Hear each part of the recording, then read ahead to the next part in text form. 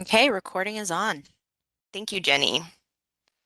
All right, here we go. We're going to begin with an important note on AmeriCorps or CNCS.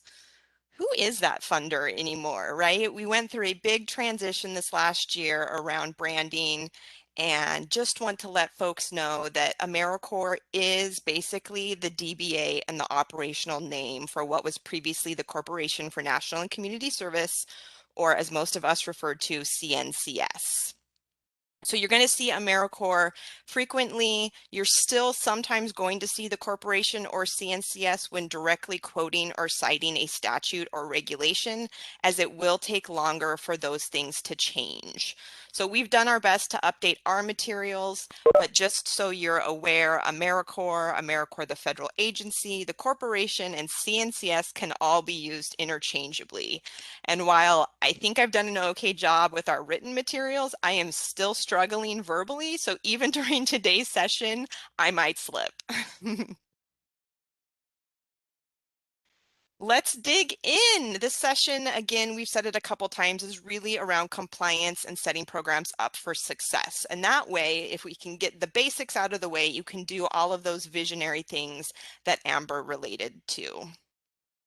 We talk each year about the new and different ways to ensure rules and regulations are followed, which again ultimately leads to that open pathway to community impact. So we'll start by reminding folks about contracts.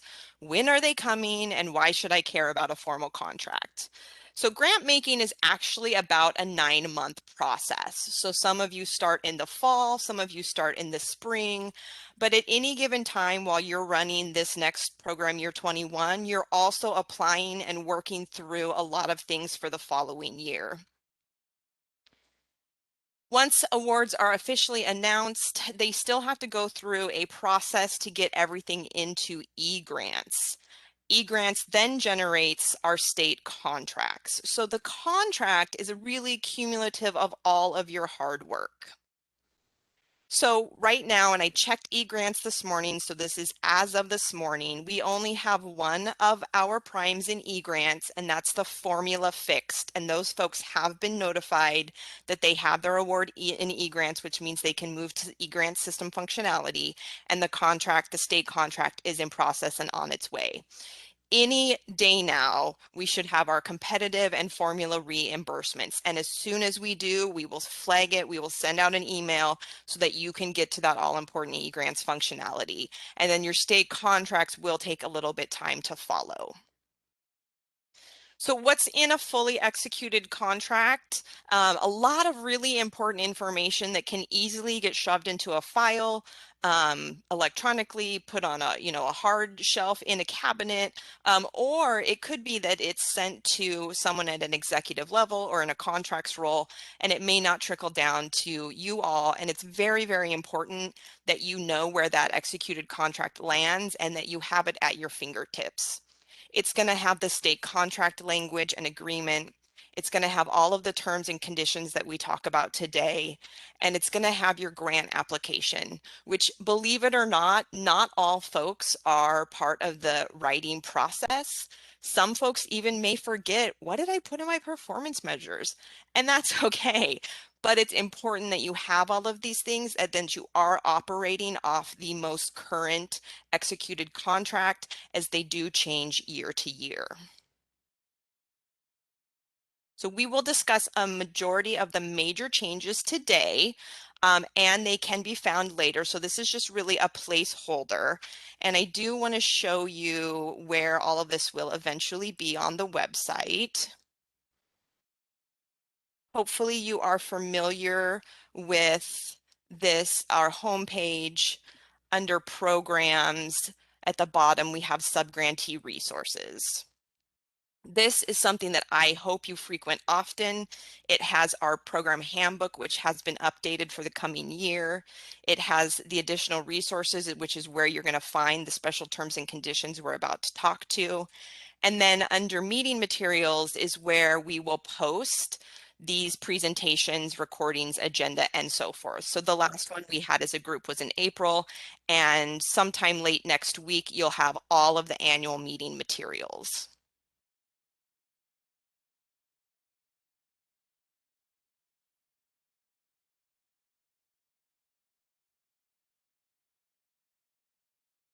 So let's start with the AmeriCorps general terms and conditions. They've actually changed the name. It's much longer. It's the General Grant and Cooperative Agreement Terms and Conditions. This is a lot of legal language. It's less specific to your AmeriCorps program.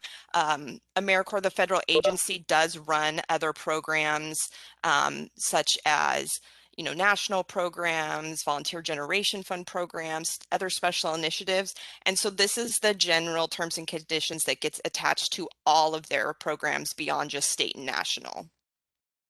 Not a lot of changes here. The only two I chose to bring your attention to was the fact that they did add a link to the COVID FAQs. Does that mean those COVID FAQs are solidified to remain throughout FY21? Well, that's the same question I have. We don't necessarily believe that those FAQs just because they're in the terms and conditions will remain. The COVID FAQs do have individual dates, meaning at any given time they could end one or update one because they have their own associated dates. So we do suspect we will get plenty of notice if those FAQs change moving forward, and we are committed to making sure that you are all updated on those changes should they occur. The second was they moved the branding guidelines out of the AmeriCorps special terms and conditions and into the general, again, because now it applies to a much larger audience. And Jenny will be covering this on tomorrow's webinar.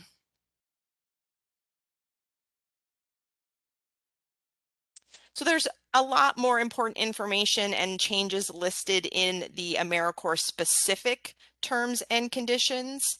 So they have updated enrollment language, which has kind of been a continual evolution throughout the last couple of years. I don't believe there's anything that you don't already know or that we haven't already presented to you, but they did just kind of change and add and update and make sure that everything was fully in line with what they presented earlier in the year.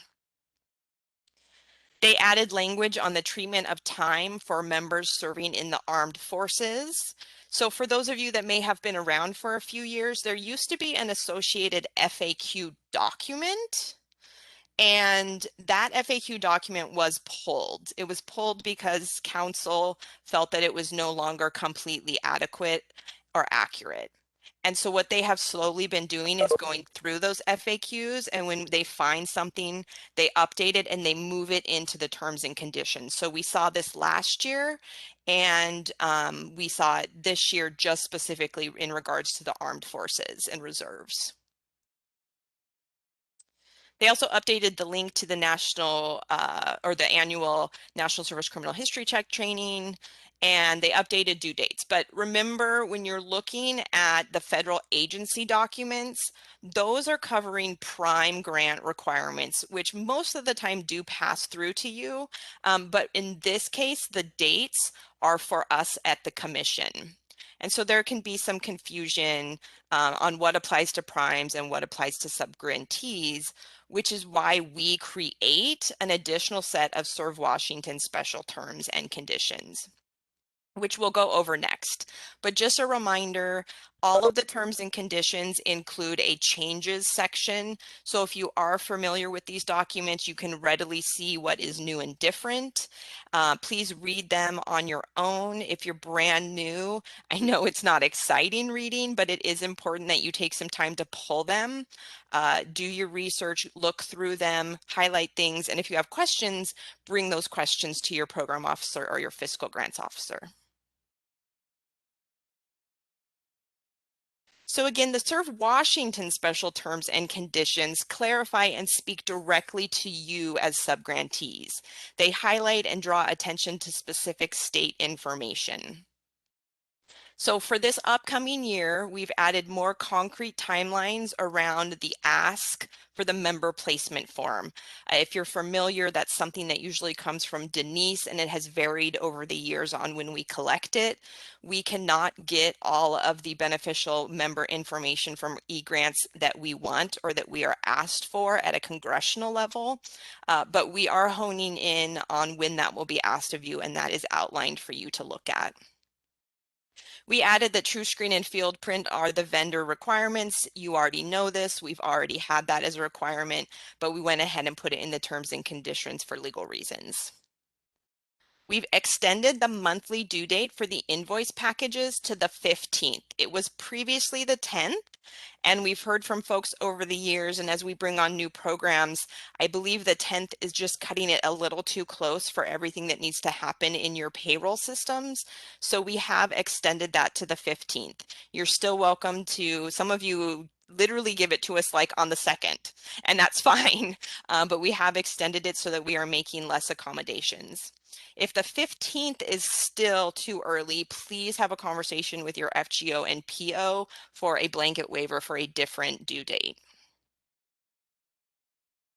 We also clarified what format those invoice packages need to come in. So if any of you were on yesterday's cost reimbursement or fixed orientation, you heard a little bit about this.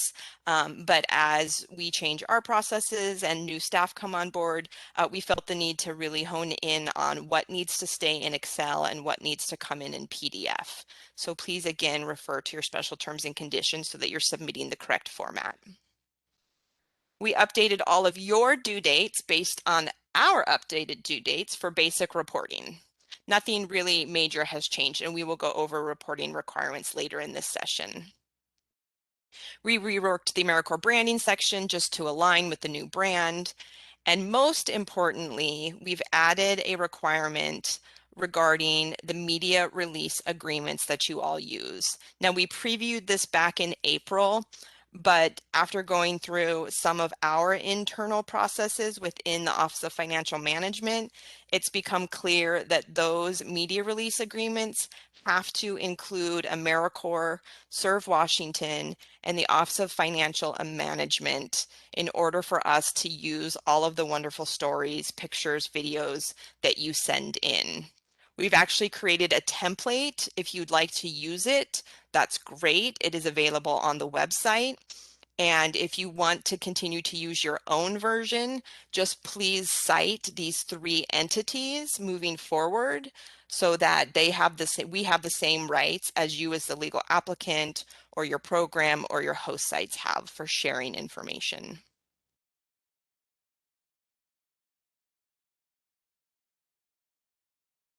So let's go into that just a little deeper. Our terms and conditions speak to it in 2 different buckets: members and then all others like staff, service recipients, volunteers, etc. So a majority of time for your AmeriCorps members, this is part of the member service agreement, or it might be a release form outside of the MSA. So the requirement is the same for these 2 buckets, but we do want you to know that it's really important that we are going to begin to monitor for this and may request copies when we want to elevate certain stories. The terms and conditions speak to the fact that we may like and repost things on social media, which is probably not going to require a copy. But if there's something that makes it to the national level or needs to be elevated, that is the time in which we might actually need to see that member service agreement or that signed release. For others, if you're not already using something for your staff and service recipients, please begin to do so. Again, the citation is the same. We would ask that you keep this on file. Our terms and conditions state that it's your responsibility to ensure that if you're sending us a photo of a member and potentially like a student, that you have cleared that. Now, again, if we're just liking or reposting on social media, it probably isn't going to be something that we request. But if it's something we really want to elevate, again, we may need to see this or we may not be able to elevate that.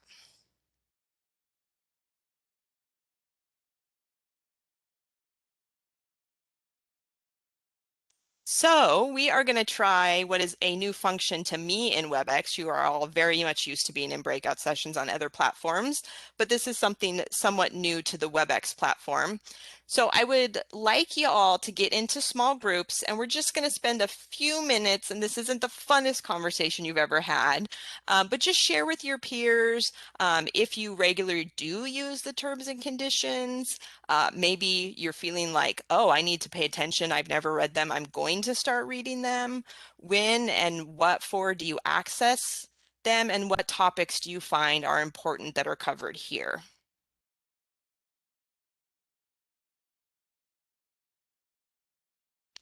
So I'm going to set up the breakout sessions.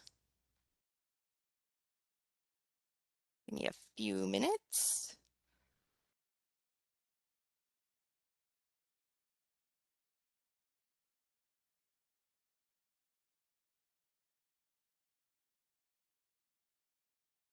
And I'm going to try to remove staff. Staff, if I don't catch all of you, you are welcome to leave the room.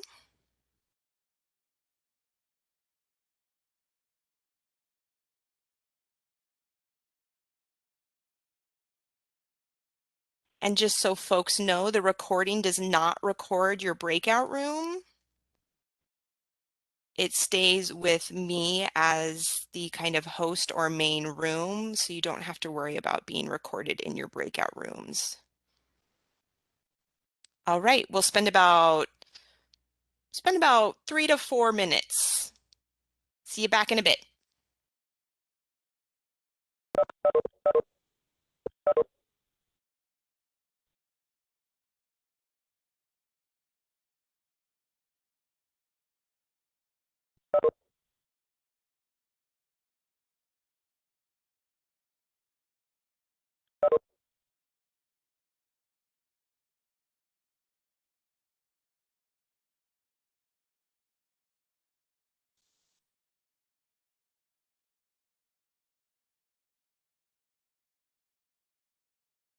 Hi, staff. I think I have Jenny, Catherine, Lou, Mary, and Thomas.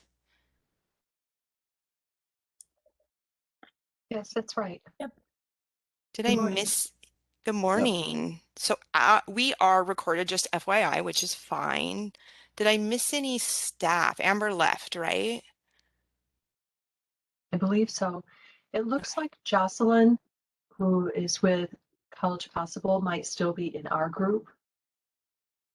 And I see Wanda, And Wanda as well.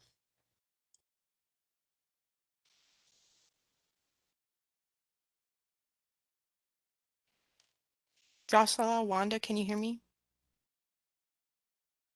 I have Wanda in breakout session 3, and I have that Jocelyn May chose not to join, but I'm not seeing her here either. Well, there have been a few mysterious things this morning with WebEx. Is that true for other folks? And what are you talking about, Mary, so I can know in case it's disruptive to the recording? Well, like compared to yesterday when I got on today, there was no sound, and I was adjusting, all of the normal ways to adjust the sound, and it just wouldn't come on. So I had to leave the meeting and shut everything down and do a restart. And miraculously, after doing that, the sound returned. Any But other I don't folks know if that was a experiencing WebEx problem or difficulties? something with my computer. I experienced that when we did our test run on Tuesday. But again, I exited out and rejoined and it was working. And it worked fine for me today. Okay, thanks. I'm going to chalk that up to individual circumstances because I didn't see a lot of that at the beginning. And the staff that joined early told me they did have sound. So apologies for those individual pieces.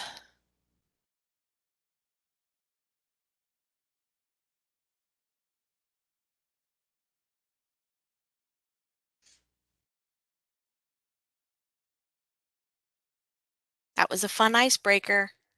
Thanks, Jenny. I'm going to give them about 30 more seconds and then pull folks back.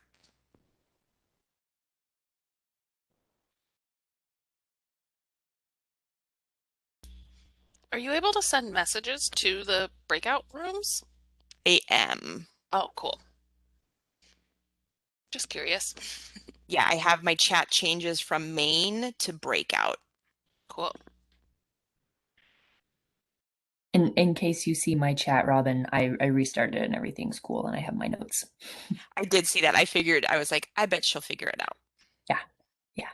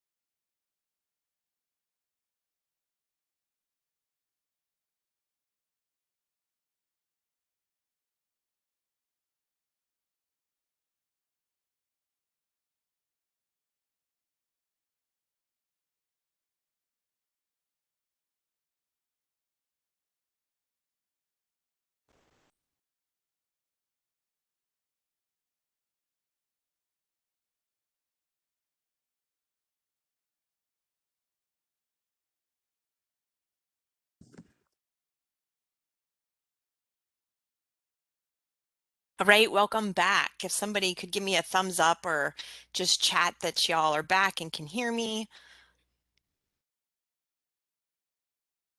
Perfect.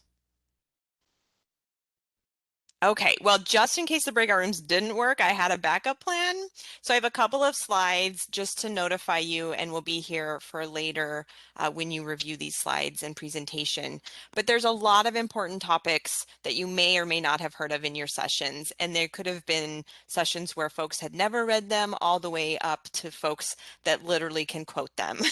So in the AmeriCorps terms and conditions, there is a lot of information on recruitment, selection, supervision and support, member positions, the release from service, things about living allowances and taxes and other member benefits, what happens with regards to budget changes, program changes, program income. What exactly is that term?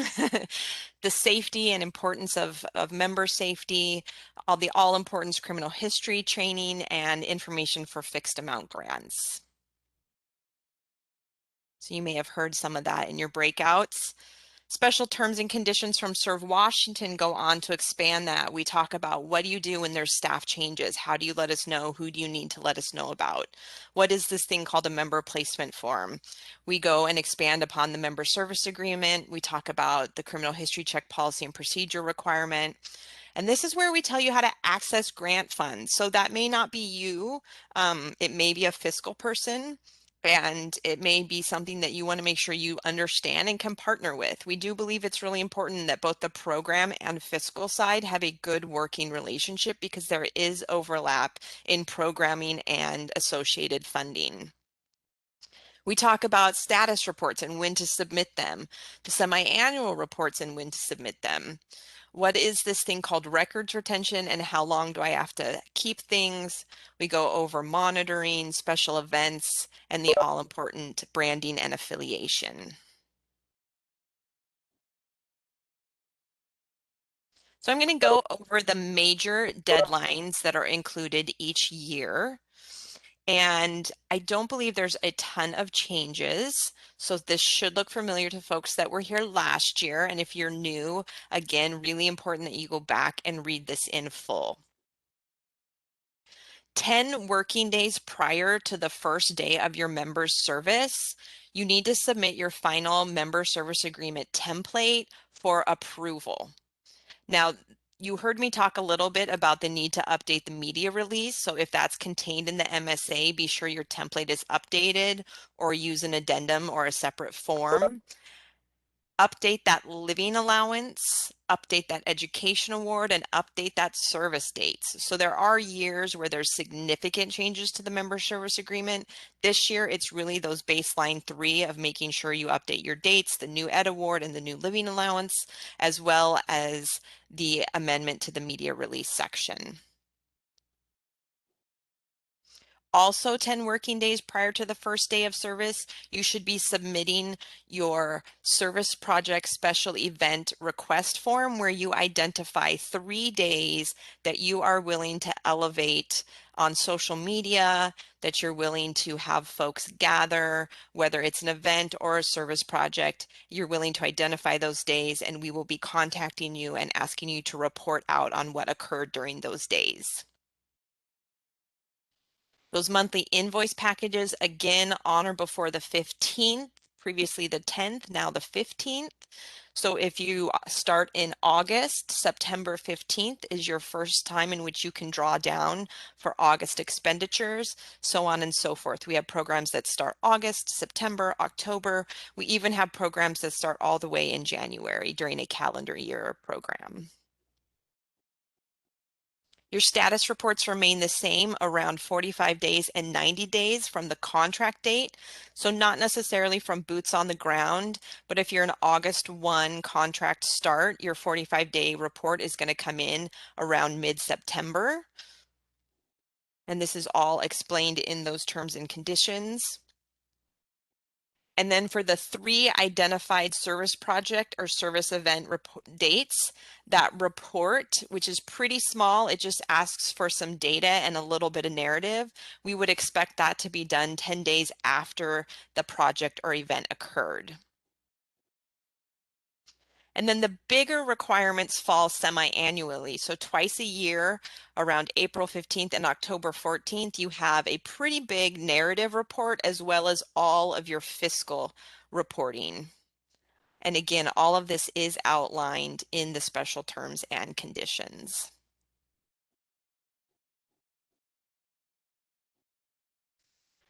Now, we're not going to talk a lot about ARPA today. Your designated contact has been receiving ARPA information, and we have calls this week on ARPA guidance for competitive. We're still waiting on formula guidance, and we'll have formula calls on ARPA later.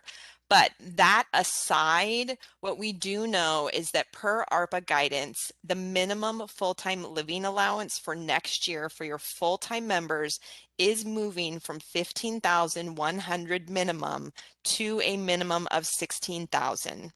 So this is a $900 increase required by law, and this is going to be in play even if programs do not apply for or receive additional federal funding. That notice went out to the ARPA point of contacts, and we also included fiscal and program people because we know this could be a pretty big change very late in the year for folks to start kind of wrapping their minds around. Now, for those that are able to apply for funds and get those funds approved, we know that these are not going to come timely. You will need to begin using your own federal and program income to pay at the beginning. Do not delay paying this increase. So that could also mean new changes to some of your templates, your recruitment guidance, your materials that are floating around out there, and your member service agreements. So hopefully either you or someone you know in your agency is on that ARPA list. And again, if you're competitive, you have calls this week, and formula, you are on standby for calls as soon as we have information. One last note, and then we will take a break. If you are aware, the legislature last session passed the Washington Cares Fund, which is a long-term care insurance benefit for Washington residents. It's a pretty big deal. I believe we are one of the first, if not the first state to pass something like this. It's closely related to the notion of the paid family medical leave concept, which was also fairly new to kind of state programming. What will happen, and I am not an expert on the long-term care insurance part, so don't ask me about that. But what we are concerned about and here to tell you today is that just like paid family medical leave, there is a tax premium from employees. Now, please remember, AmeriCorps members are not employees. We do not believe this premium applies to AmeriCorps members. We are currently seeking out a designation from the Employment Security Department for a letter that we can give to all of you, very similar to the paid family medical leave designation letters, so that your payroll department does not inadvertently begin charging your members. Premiums, I believe, for employees, certain employees, are going to begin in January 2022. So we do have a couple of months, but begin preparing your payroll departments now and ensure that they understand the difference between an AmeriCorps member and an employee when it comes to the assessment and charge of these premiums.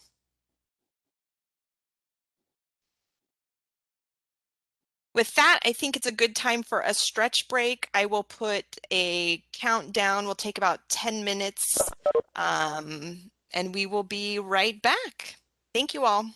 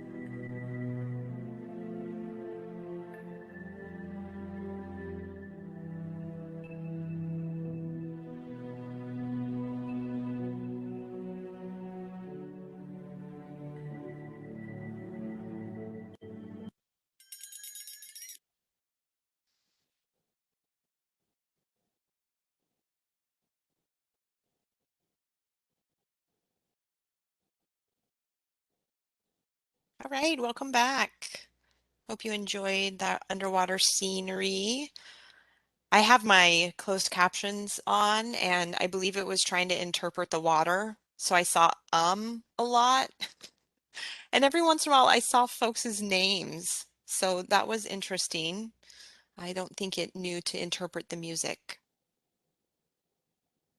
Made me very excited for Shark Week, which is starting here on Sunday, I believe. I'm a big avid summer Shark Week fan. All right, we are going to get into some policy reminders and do a deep dive on the continued priority of our favorite topics, criminal history checks and enrollment, all of which are probably the two biggest pieces that, if unintentionally done incorrectly, and there's human error in all of us, but these systems are held to a higher standard than most humans can get to, and really do errors affect our members, they affect our programs, they sometimes result in cost disallowance. So that is why it is important that we continue to talk through the ever-changing pieces within these two buckets. We have some updated checklists on our website we hope you utilize. There is one from the federal agency AmeriCorps, which has created a new policy and procedure checklist, so you can cross-reference your policies and procedures with the new May 1 rule. That's a pretty good guide. We also, Serve Washington has created a documentation checklist for criminal history, as well as pre-enrollment and enrollment.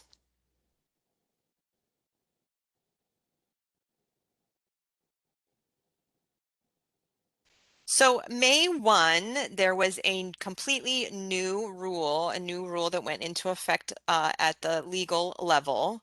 And we've been providing folks with a lot of information throughout the last year. In fact, in April, we did a really deep dive, and that presentation is still live if you would like to consult it for any type of reminders. In general, they tried to streamline what was a very confusing rule. And I'm not going to say it's not still confusing in some aspects, but there was pieces that were streamlined. So now you need to complete and adjudicate all criminal history before any type of work or service. So no longer do you have to worry about initiation or accompaniment. Everything has to be cleared, documented, and adjudicated before an employee can charge time to the grant or before an AmeriCorps member can claim hours and start service. This applies to all AmeriCorps members over the age of 18, no matter your grant type. And it applies to all staff identified on a cost reimbursement grant. And everyone, whether you're a member over 18 or a staff on a cost reimbursement grant, has the same components to the criminal history check, and it includes what is considered or was considered the heightened components. So everyone now receives a check of the NSOPW, which is the National Sex Offender Public Website, the State of Service check, which for us is Washington State, the state of residence, if someone is applying or moving from an out of state, and the all important and FBI fingerprint check. So staff that have been around for a while, staff that were hired prior to May 1, you may not have, under the old rule, had all of these components. So you must come into compliance before November 5th or November 1st. And please, please don't wait. This includes staff that are directly billing to either the CNCS or AmeriCorps share or the grantee match. All right, so for those of you that have been around a while, if you did not originally have, let's say, the FBI, which was sometimes common because maybe you were designated as not having access to vulnerable populations, all of those definitions are null and void, and all staff need to have all the same components as the AmeriCorps members.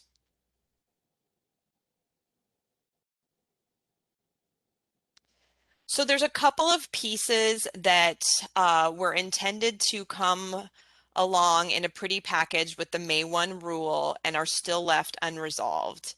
And one of those pieces is the evolution of field print and the electronic adjudication within the system. So there is a new training that we have identified for you. We've been sending out emails. It's linked here should you want to take it again. But they are making moves to ensure that field print acts similar to TrueScreen. Now, I'm going to be honest, I don't see this, so it's a little harder for me, and I welcome any of your thoughts or in the chat box if you want to correct me, but I'm going to do my best to walk you through our understanding of what is currently happening, and this is an evolution. It is not 100% complete. So what I understand currently to be happening in your FieldPrint accounts is that there are kind of these modules on one of your home screens, and one is called My Fingerprints and one is called My Fitness Determination. And they're kind of on the same screen, but they're calling them modules. So they kind of look like boxes titled My Fingerprints and My Fitness Determination. If you do not have these modules, it's really important that you email customer service at myfieldprint.com, not just FieldPrint, but myfieldprint.com, and ensure that you have both My Fingerprints and My Fitness Determination. So as you're going through this new electronic process, you're first going to view the determination through the My Fitness. Now, what I've been told is, oddly enough, this is kind of lower on your screen. The modules are not in the same order that you will access. It is not a linear process. So you will first find your My Fitness Determination module, and this is going to show you the field print recommendation of clear or not clear. And that's apparently similar to the past. Entering this module is going to provide a date stamp in the system. You don't actually take action in My Fitness Determination. It is a read-only module, but it will date that you opened it. So you cannot bypass this. You must go and look at the recommendation for clear or not clear, just like you did in the past. And I don't think we need to go over it, but whether it's clear or not clear would mean you need to take extra action potentially, right? So once you see that a person, let's say they are clear, you've looked in My Fitness Determination, then you're going to go into the second module, viewing My Fingerprints. And I believe this is what's kind of at the top of the page. So again, not necessarily in a linear order. You're going to find a grantee adjudication drop box, and you are going to select pass or fail. So if it's a cleared individual, you agree with that, the obvious solution would be to pass. If it is a not cleared individual, but you have taken additional steps and you know that their rap sheet does allow them to be eligible, you could still mark pass, but you have to take those additional steps. And the only time you're going to mark fail is if a not clear has resulted in needing to be on a sex offender list, have a conviction of murder, or has not met your policy standards for adjudication.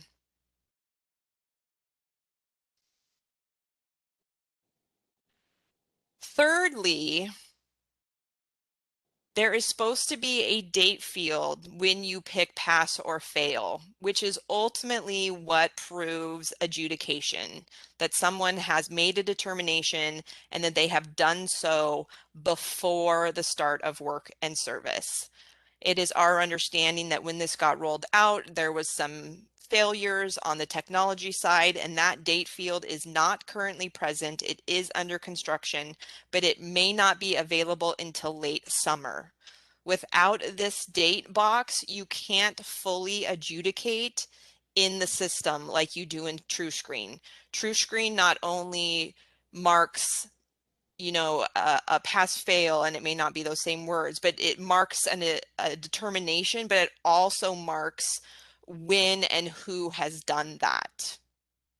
So because there is no date field, you still need to take an extra step of either a screenshot or a PDF or some type of process outside of the system in the interim where you are acknowledging that this has been done before the start of work or service. AmeriCorps, the federal agency, on one of the calls I was on, recommended the My Fingerprint page where you will be able to see your pass-fail determination as something that you could screenshot or take a PDF of and then sign and date outside of the system. So I realize it's really tricky. I don't think any of us, including AmeriCorps, the federal agency, were happy with how this is all rolling out. But please, please, if this is making sense, great. If it is not, it's really important that you follow up with your program officer immediately after this call. If there's folks out there that are familiar with these modules, I would love just to hear in the chat box or over audio on if that's your experience to date. If this is something that you've seen, if I got it right or close to getting it right. So someone's telling me there's also an applicant challenge date if applicable. So yes, part of the bigger process. That's good to know. Thank you. If there is something that someone needs to challenge, apparently there is a date field for that. We have a question, can programs maintain their manual adjudication until the date field or pass fail is fully rolled out? They have been fairly gray in responses to this, but what we would like to see happen is that you use what is available. So I'm going to say no. I would like programs to move to marking the pass and fail and then somehow adding the date. So everyone's going to need to change their system a little bit. I'm hearing that I got it right. Some folks have been doing this process.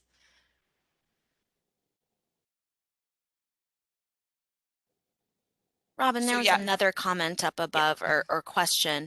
I Had you seen that? We currently sign and date a spreadsheet for field print adjudication. Could this suffice, or do we need to start doing screenshots? So yeah, the process in which you choose to use for adjudication is your own. Screenshot, PDF, spreadsheets with sign and dates, that can all be your determination, but you do need to move to using the pass or fail screen. So I think I use screenshots as more of an example than a requirement. I hope that answers that question because that's very specific to a program policy.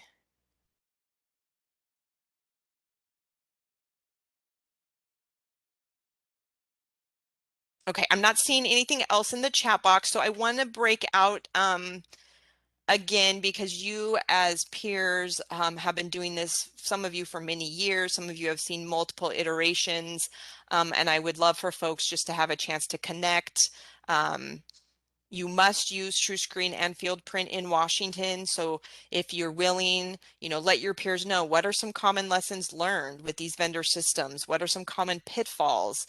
What do you like? What do you not like? So I'm going to put you back out into peer groups so that you can discuss your experiences with TrueScreen and Field Print. And give me just a second to get it set up.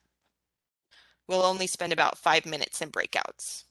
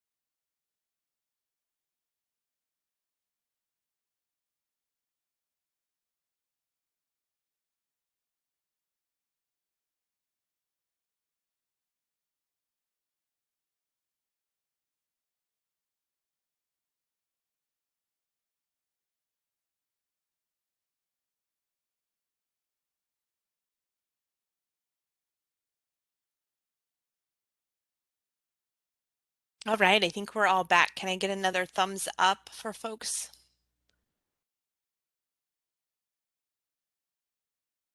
Perfect, thank you. So again, not knowing if those breakouts would work, and you'll have this to reference, I went ahead and did some things on my own, and maybe these are things you talked about. But in TrueScreen, some of the things that we've seen is really the timeliness is still an issue. Vendors are not going to help you with your timeliness, and that before is ever more important. Using the correct grant ID number. So that is important that you understand the difference between your grant number, your application number, your state contract number. Those definitions can be found in the handbook, but you want to be sure that you're using your grant number in TrueScreen. Requesting the NSOPW plus Washington. So there's a menu, and I think sometimes people accidentally hit NSOPW plus Wisconsin. If you're needing to request out of state, there's a text box. So that's not a drop down. So the drop down, everyone's going to want to pick NSOPW plus Washington. And then let's say you need California. No, excuse me.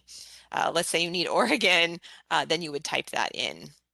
Be sure that those names are being spelled correctly as the ID that you are using and verifying. And then you have two actions in the TrueScreen system. You have an ID verification and an adjudication.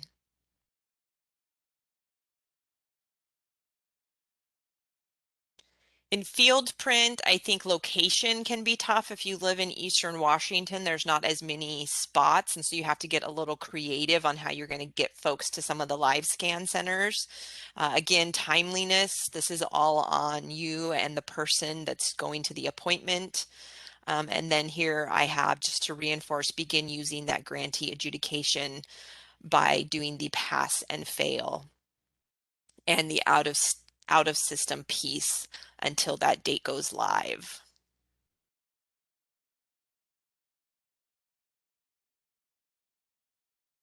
Some other things I think we've noticed is just an accidental failure to request the NSOPW. So in the drop-down box, if you just pick Washington, you're not actually getting the NSOPW 2. So you have to do the NSOPW plus. The accurate state of service, state of residence, misspelled names. This is somewhat duplicative. Staff, make sure you're not overlooking when you hire someone. You're so good at doing all of your cohorts, but don't forget those one-offs when maybe a member starts late or a staff comes on mid-year. And then failure to adjudicate and failure to document is going to be considered non-compliant. So that's a pretty decent review. This is also a review which I will leave here for folks. But just remember that in Washington, our retention has a higher standard than the feds. The feds is 3 years. In Washington, it's 6. But it's 6 years at the prime level, and we don't close out at the prime as often as you close out at the sub. So sometimes you're keeping your records up to 9 years, and we don't expect you to know this, so we tell you. TrueScreen's retention is 7 years, so that's a little risky. You may want to, at the very least, keep a PDF or something in those files long term once you go to archive. And field print has not ever been very they just haven't told us really. They just keep saying many years that they keep their information.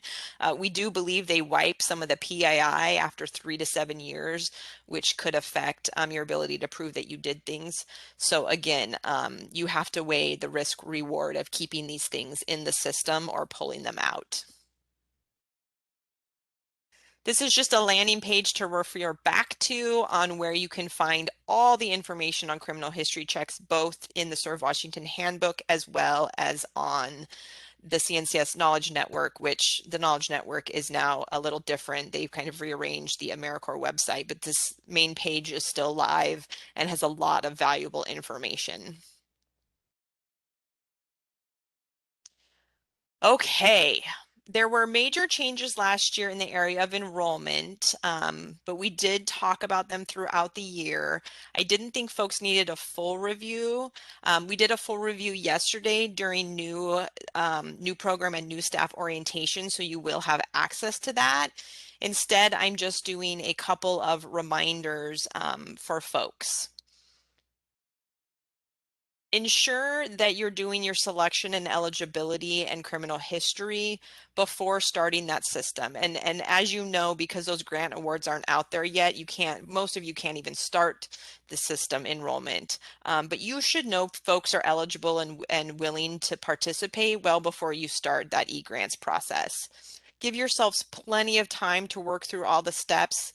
I've been saying at minimum like 2 weeks. I know folks can turn it around in 2 to 3 days, but that doesn't always work if there's a hiccup around eligibility. That auto verification can be quick. It can be less than 72 hours, but if it's a manual verification process, that is going to take much, much longer.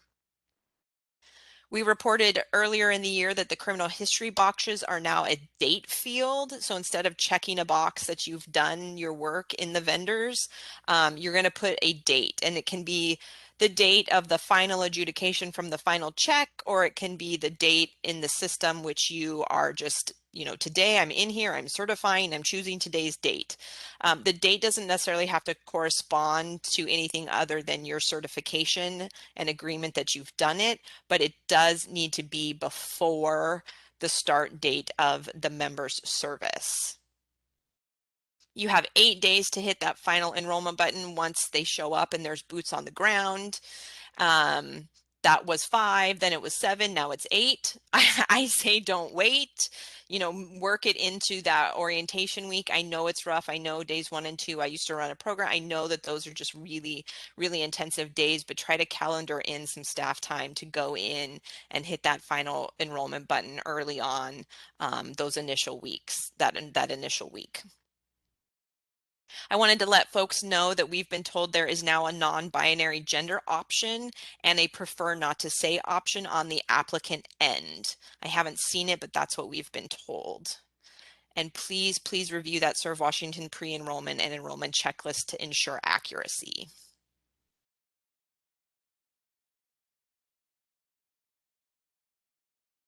So we won't go into breakouts. I think we're getting close to some time as far as the rest of the presentation.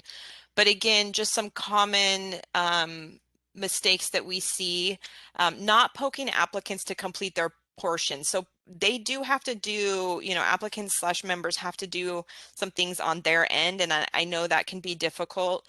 Managing people is not always the easiest thing, but be sure those folks are doing their part. So have some type of reminder system. Doing all of your criminal history checks in the vendors, doing it all right and doing it all accurate, but then forgetting to actually certify that you did it in e-grants. It's just one of those little steps that can get missed. And if you don't do that and then you go to enroll folks, it's not going to let you enroll them at the start date that you want. Again, watching for that auto verification versus the manual verification, which requires submission through secure file transfer to AmeriCorps, the agency. Making sure that everything is done before that enrollment button is going to actually be eligible. You can't really enroll folks until that eligibility and that NSC HC date box has been filled out. You're just not even going to be able to enroll them until those things occur. Please do not allow members to start or collect hours before all of this is complete. And then again, ensuring that you get in there within 8 days. And I do believe that includes weekends. It's not a business day thing. eGrants doesn't know if it's Saturday or Sunday. So for many of you, that first week of orientation is when you're going to want to do this.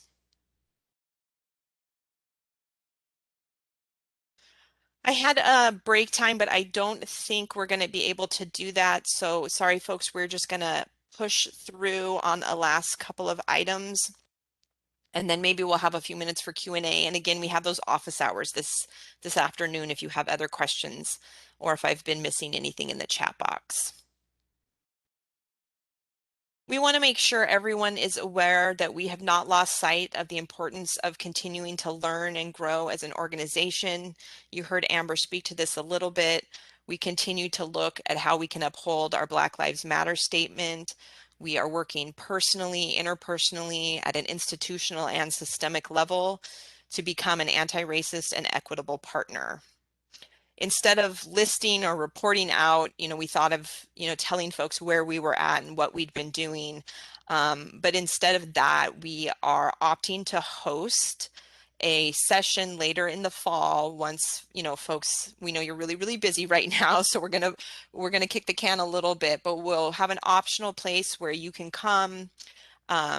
You can hear on what we're working on, our successes, our challenges, our learning points. Sometimes with this work, it's 2 steps forward, 1 step back. Our whiteness does show up, and we are ready to admit that.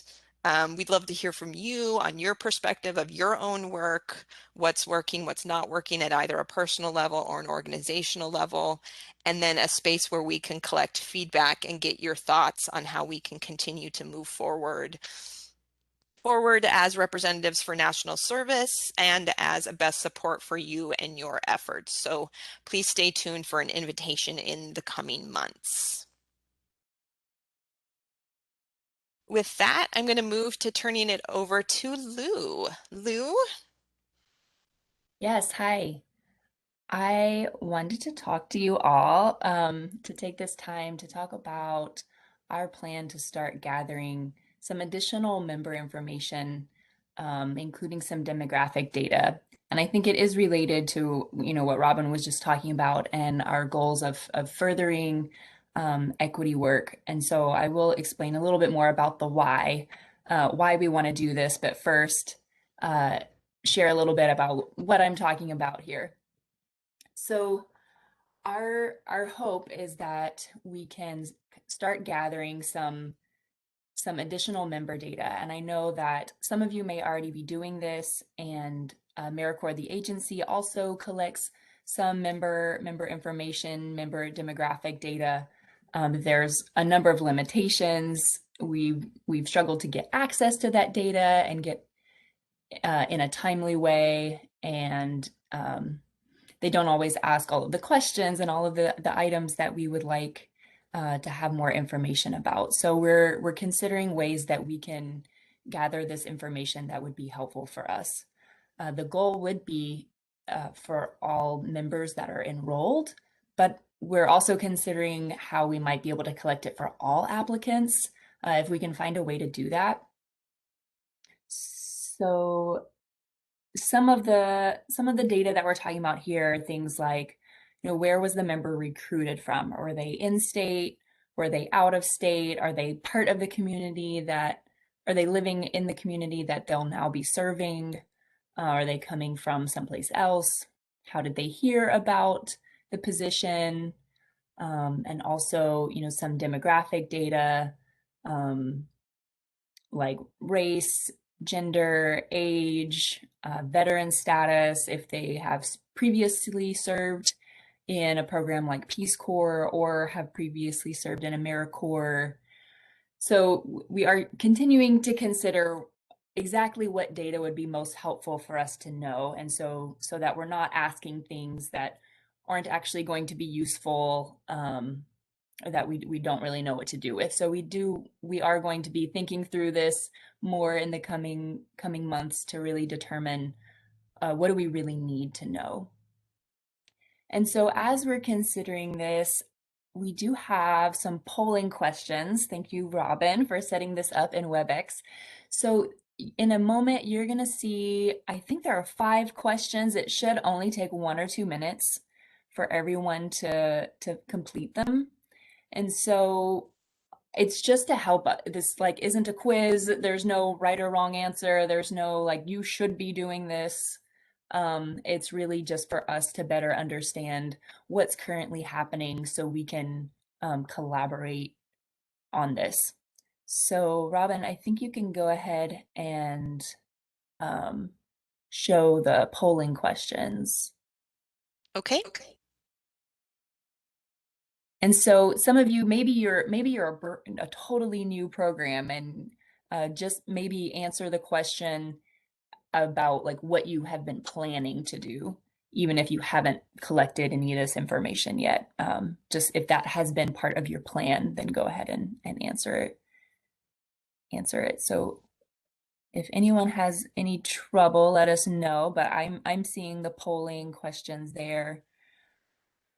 And it looks like folks have started and are moving through quickly. I apologize, there's a typo, I believe, in number 5. I'm sure you can figure out what I meant there. Yeah. And we have up till 5 minutes. I don't think we'll need it. Some folks are already finished, but once I see everyone has finished, we will share the results so wait for that, Lou. Yeah. And just know whenever we do share the results out, it will be anonymous. You won't, so don't worry about everyone knowing what your answers are. We're just gonna, it'll sort of sum up how everyone replied.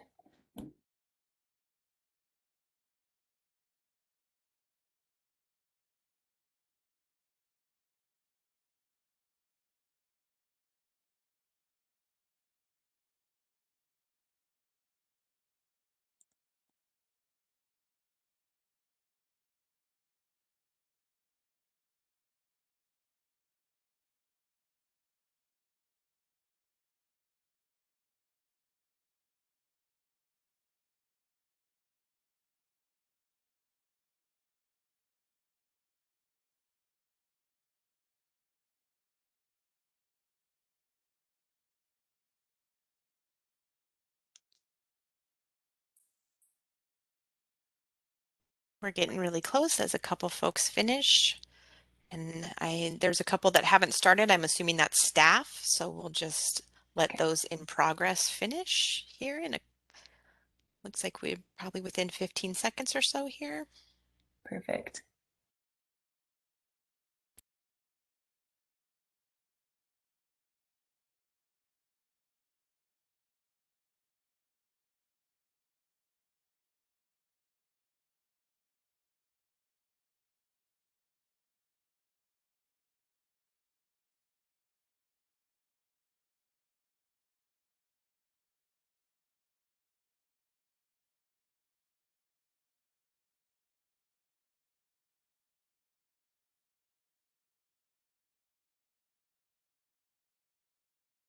And you should see those results now. Yeah. All right. I can see those. So yeah, a third of programs collect data on some demographic data on applicants, and just over half on AmeriCorps members. All right, and I'm seeing the types of data, the most common: age, gender, race and ethnicity as well. Mostly you all are collecting this data electronically, and you are using the data to, I think that's to inform recruitment efforts. Yeah, okay, that's exciting. Okay, this is so cool. I see, I had no idea what responses might look like. So this is really helpful. Thank you all for sharing and participating in this. And a number of you have a DEI plan, either for your program or your organization as a whole, maybe both. Lou, we did have a request to go back to the why slide, and I know the slides don't really provide a lot of information. So potentially when everything gets posted and I send the posting notification out to folks, maybe we could include a small write-up on the why. Yeah, and I wanted to share more about this slide and then and the next slide. Okay. So hopefully this will help explain. Yes, so we really believe that in order to live up to our values of diversity, equity, and inclusion and be able to design effective strategies, we first have to understand the demographics of those that we seek to impact, in this case, AmeriCorps members. Our thought is that if we remain unaware of identity across race, gender, ethnicity, ability, this could prevent an assessment of our programs moving toward equity. And we can't change inequity in our approach if we don't know if or where it exists. So the idea would be to create a survey that can help us establish a baseline of who our members are and where we have gaps in our support. Our hope is that it could potentially help uncover bias and barriers in processes and their impact on specific communities. And we think this could be possible, especially if we're able to collect both applicant demographics as well as demographics on those who do end up serving. And this understanding could help us develop more targeted outreach strategies and technical assistance supports, and also inform how we can adapt to better serve specific communities and strengthen our case around increased investment for additional member support. So again, I know that some of you, many of you are already collecting some of this information, and we don't want to duplicate what you're already doing or over survey members. So we're definitely going to keep that in mind. And I also want to note here real quick that, this is important at all levels within an organization, and even AmeriCorps, the agency as a whole, and do encourage programs to consider ways to measure and address inequities at all levels. But for our purposes right now, we are focusing on members. You can go to the next slide, where we'll talk a little bit about when and how. So our goal is to start this upcoming program year. And again, we want to just work to make sure we're not duplicating efforts. And we recognize the importance of assuring anonymity, and that gathering this information will be voluntary. We're not going to force members to provide this information. But we're also thinking about maybe gathering an advisory group of members to assist with this effort, and believe they could help advise us about like how to word certain questions and how to ensure a high response rate by helping respondents feel safe sharing this information and being able to communicate the importance of sharing that information. So again, we're still working this out. This is kind of a newer idea. And we definitely want to have a conversation about this, and in a way to ensure that this works for everyone. So are there any kind of immediate questions that we may be able to answer? Might have to get back to you. While folks are thinking, Lou, I just want to let folks know I do believe on your end, if you're done looking at the results, you can just X out of that box on your end.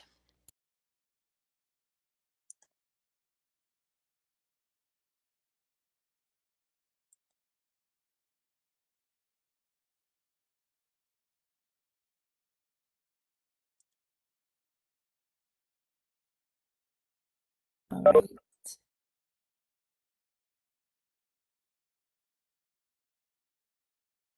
I see a question. When you say start of program year, are you saying by August? I think that is the hope. I'm not sure how feasible that is, but I think that is what we are aiming for. And Robin can correct me if you believe otherwise. I also think it's a very difficult goal to reach. Yes. I think we want to be thoughtful and mindful, and expecting, if we are bringing folks to the table, like that's probably going to delay the timing and all of that. And we have programs that start at any given time. So, we're not going to ask folks to go back. We're not going to we will just try to be as mindful as possible. Mm-hmm. I think sometimes when you launch new things, sometimes you get, half of the data for the year, or what that, what might look like, we're not sure. Right. Like maybe this year we get currently serving members once they've already onboarded, and then next year we think about how do we get data on all applicants.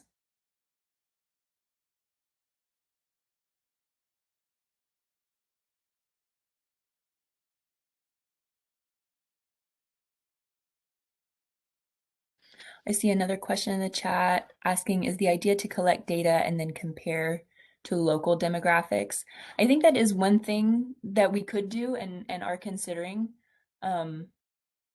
looking at demographics of the area or community being served and compared to the demographics that we're collecting. I think that is definitely a potential there.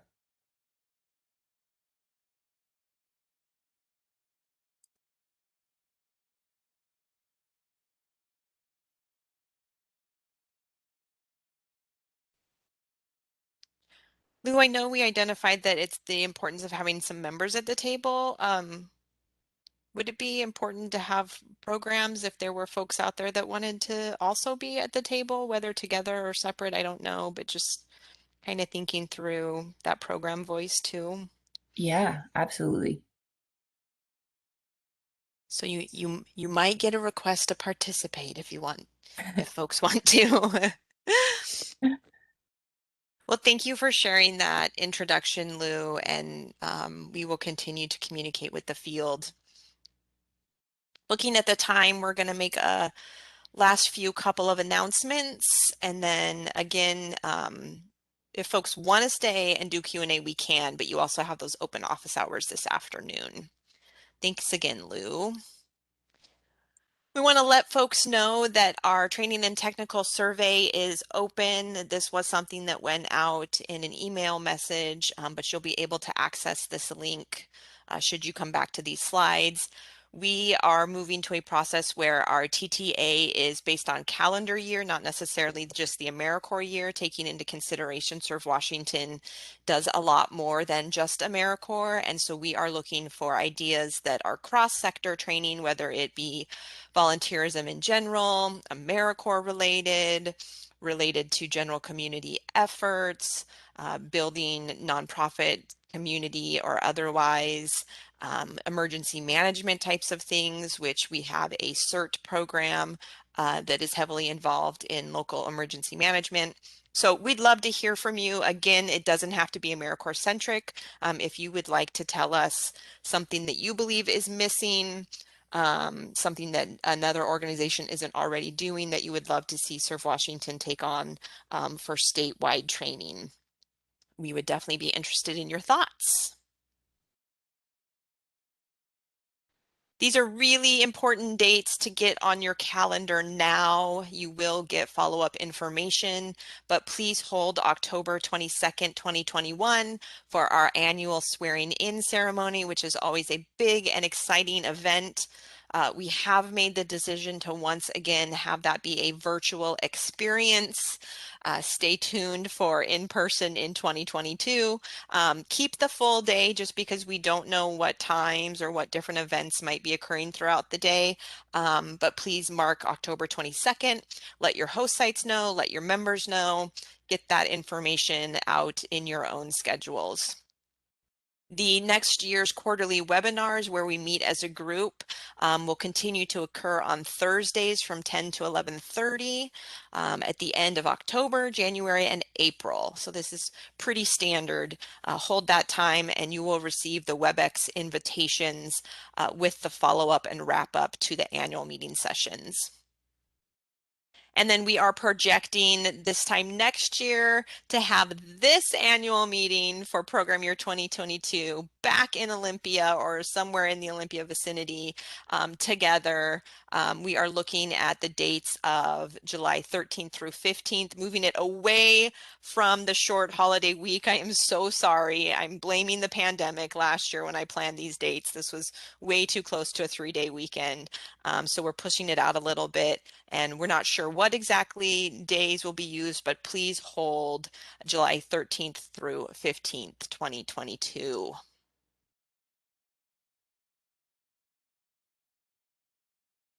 Here is the contact information for our team. Unless you've heard differently, you have the same program officer. So there was a little bit of a shakeup, but those folks have been contacted one-on-one. So otherwise, if you haven't heard from us, you have the same program officer going into the next year. Everyone has the access to Thomas as our only fiscal grants officer. Thank you, Thomas. And Lou as well gets to work with all of you as our performance management analyst. If you see a new name on this list, that is because we are very excited to announce our colleague Catherine Swilley, who is currently overseeing our Volunteer Generation Fund grant, is expanding her role with Serve Washington and will have a small AmeriCorps portfolio and act as a program officer part-time. Catherine is an alum from a local program here in Washington, so those of you assigned to her have a lot to look forward to. Welcome, Catherine. And again, our office hours 1:30 and 3 o'clock later today. I think staff will hang out in case there are any final folks that want to talk to us in the chat box or over the audio line. And Jenny, you can officially stop the recording and we will say goodbye to the rest of the folks that need to hop off. Thank you so much.